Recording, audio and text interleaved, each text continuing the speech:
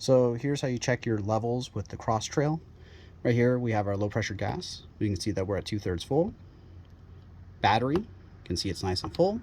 Fresh, you can see that it's 2/3 full. Black, 2/3 full. Gray, 1/3 full. And auxiliary, empty. The black is at 2/3 full.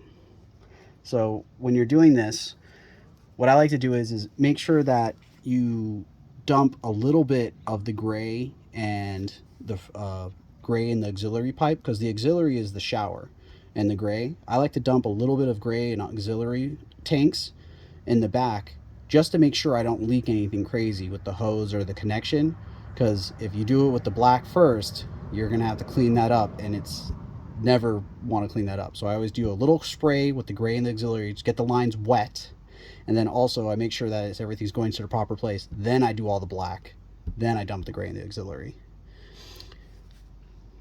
For running the water pump, if you turn it on, you'll hear the water pump give pressure, but there's already pressure, so no need. And I have the city water hooked up.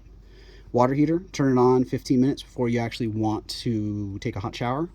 If it's freezing, we have the tank heaters. Don't really need to ever use that here. We're in California. And here's all your switches. So on the left, close to the door, all off. If it's over here to the right, it will be on. Oh, I turned the refrigerator off. Yep. So make sure the refrigerator, see a little light, make sure that light's on if you ever flip these switches or you're curious. And then, yeah, these are all the switches.